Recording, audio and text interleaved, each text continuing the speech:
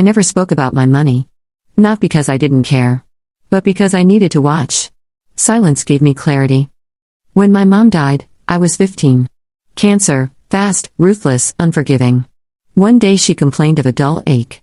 By winter, I was standing at her grave in borrowed black shoes that pinched my heels, hearing people whisper, "You were so strong." Strong. I hated that word. Strong meant you weren't allowed to fall apart, even when your world was crumbling. Exactly 1 year later, my father introduced us to Linda. At first, everything seemed normal. Smiles, soft words, gestures of help. She baked casseroles for neighbors, brought wine to dinner parties, laughed at the right moments. Everyone said he was lucky. Everyone said Linda was a wonderful stepmom. But I knew. I knew something wasn't right. She wasn't openly cruel. Not at all. And that was the dangerous part. Her kindness, her politeness, her constant concern, they were weapons disguised as care. Every smile, every comment, every touch carried subtle control. And she knew exactly how to make it invisible to anyone else. When I left for basic training 2 years later, my father hugged me tightly and said he was proud. Linda cried just enough to look supportive. Perfectly measured. I watched her. I watched every gesture, every flicker of her expression. The first comment about my money came on a video call. "You must be doing well now with your pay, your housing allowance. All those bonuses," she said. I shrugged. I manage. But the word family, the way she used it, made my skin crawl. Polite. Subtle. Controlling. A warning I couldn't ignore. When I returned home on leave, the changes hit me immediately. Mom's old desk was gone. The filing cabinet where she kept every important document. Gone. I asked about it. She waved a hand. We just organized things. But I knew better. She was laying claim to everything that had belonged to my mother. And, more dangerously, she was trying to make it seem natural. I spent nights in my childhood room, staring at the faded outline of Mom's old calendar. That's when I realized something crucial: silence could be power. This wasn't about confrontation. This wasn't about anger. This was preparation. Strategy. Survival. I started documenting everything. Dates. Times. Exact words. Expressions. Every glance my father gave. Every smile she offered. Each subtle shift in tone. Everything became evidence. A pattern. A map. A game I wasn't playing openly, but I was already steps ahead. Weeks passed. Linda started nudging, framing it as care. Your father can help manage things, it's easier for everyone. The family needs security. Every line, every suggestion, a trap disguised as advice. She didn't need to shout. She didn't need to demand. Her politeness and subtlety did the work for her. Then came the first real warning. A bank alert. Unauthorized access attempt. I didn't panic. I documented it. Called the bank. Changed passwords. Secured accounts. Legal advice was next. Every step calculated. Every move deliberate. I realized that this wasn't a physical battle. It wasn't loud or dramatic. It was mental. Strategic. And silence wasn't weakness, it was control. Linda tested me, subtly. She would drop hints about finances in casual conversation. It's hard managing everything alone, isn't it? You are doing so much on your own, let your father help. Every word meant something. Every smile hid a threat. But I kept calm. I observed. I learned. I prepared. I wasn't ignoring her. I was waiting. Waiting for the right moment, the moment when her confidence in my silence would become her biggest mistake. And that moment. It was coming. I didn't choose silence because I was scared. I chose silence because I was learning. Linda thought she was slowly breaking my boundaries.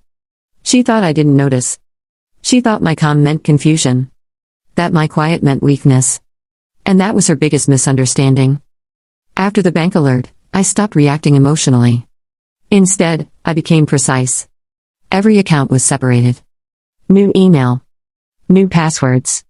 Two-factor authentication on everything. Hard copies scanned. Digital backups encrypted. Every call logged. Every message saved. I didn't tell my father. I didn't confront Linda. Because the truth was simple. If I spoke too soon, they would adjust. And I needed them comfortable. Careless. Linda started leaning in harder, but always politely. At dinner, she'd smile and say, "You must be exhausted managing everything on your own." Then she'd pause, just long enough. Family is supposed to help each other. Family. That word again. The one she used like a key, hoping it would unlock my life. My father stayed quiet. Too quiet. And that silence scared me more than Linda ever could. Because silence can mean blindness. Or permission. Weeks passed. Then came the slip. One afternoon, casually, she mentioned an old investment account.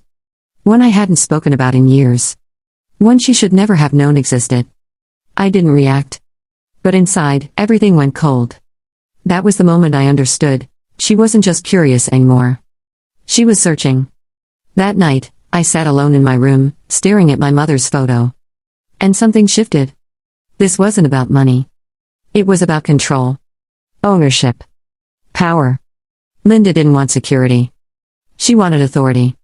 The next morning, I contacted a lawyer. Calm voice. No names. Just facts. He listened quietly. Then said something I'll never forget. People who push boundaries slowly only stop when they hit a wall. So I decided to become that wall. Linda grew bolder. In front of my father, she'd say things like, "She doesn't understand these things yet. We should manage this properly." And my father said nothing. That's when I realized this wasn't just about Linda. It was about what happens when silence is mistaken for consent. I didn't rush. I waited. Because people who believe they're in control always make mistakes. And then, she did. An email arrived. Not from the bank. Not from an institution. From a family financial advisor. I smiled, because suddenly, everything made sense.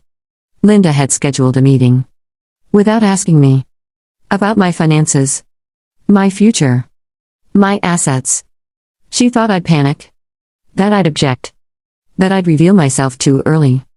Instead, I replied with one word, yes. Because sometimes the most dangerous moment is when the predator believes the prey has surrendered. Linda thought the meeting was her victory. She didn't realize it was her exposure. I didn't walk into that meeting unprepared. I walked in with timelines. Documents. Records. Screenshots. Legal boundaries she didn't know existed. But I didn't show them yet. Not then. Because real power isn't loud. It doesn't accuse. It waits. And Linda was walking straight into a trap she didn't even know had been set. She confused my silence for weakness. And soon, she was going to learn how expensive that mistake really was. The meeting was scheduled for a Tuesday morning. 10 a.m., enough time for confidence. Not enough time for caution. Linda dressed carefully that day. Soft colors. Neutral tone. The kind of outfit that says I'm responsible without saying I'm controlling. She smiled the entire drive. I watched her from the passenger seat. Not reacting. Not questioning. Just observing. Because when people think they've already won, they reveal everything. The office was quiet. Glass walls. Neutral furniture. The kind of place designed to make decisions feel clean and harmless. The family financial advisor greeted us warmly. Linda spoke first. She's young, she said lightly, gesturing toward me. Very capable, of course. But still learning. I nodded. Calm. Agreeable. The advisor began explaining things I already knew. Account structures. Asset protection. Long-term planning. Linda leaned in, asked the right questions. The kind of questions someone asks when they believe they're about to take control. Then she said it. We were also wondering, she began carefully, about consolidating everything. It would be easier if it were all under one umbrella.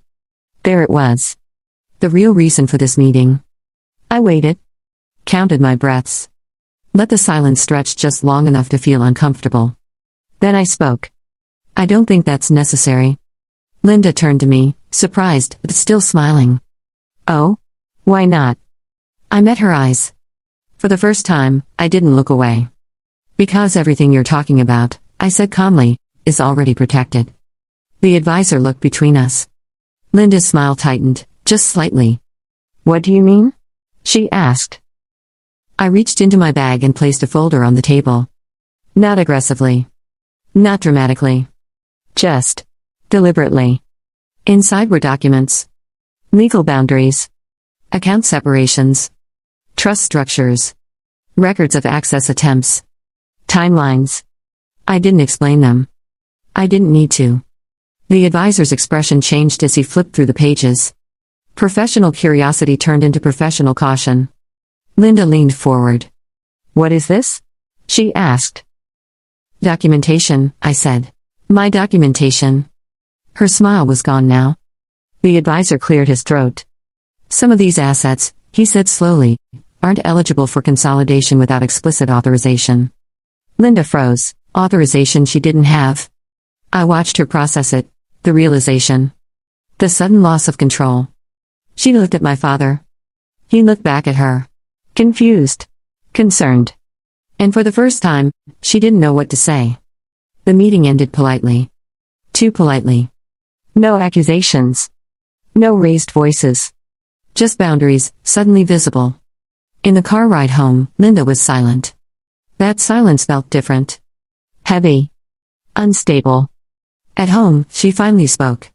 "You should have told us," she said. Her voice was tight now.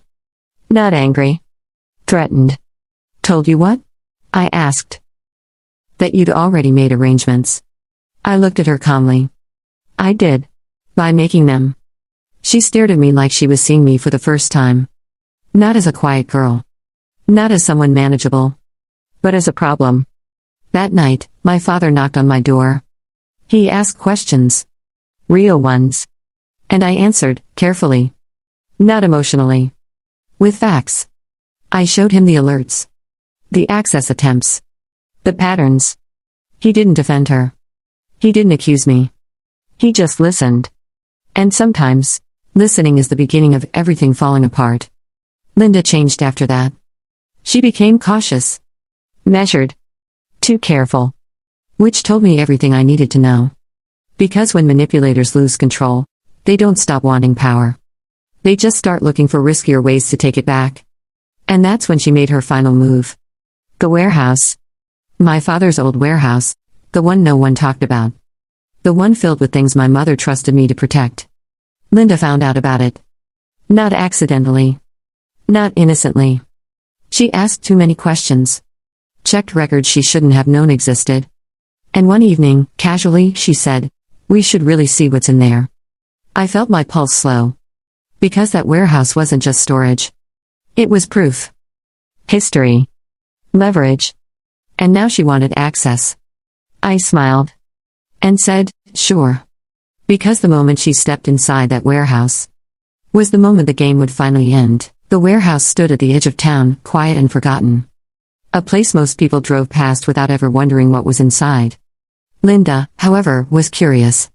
Too curious. She smiled the entire drive, pretending this was casual. Pretending this was about organization. About family matters. I unlocked the gate without hesitation. Because when someone insists on seeing what you're protecting, sometimes the smartest move is to let them look. The warehouse smelled like dust and metal. Old memories.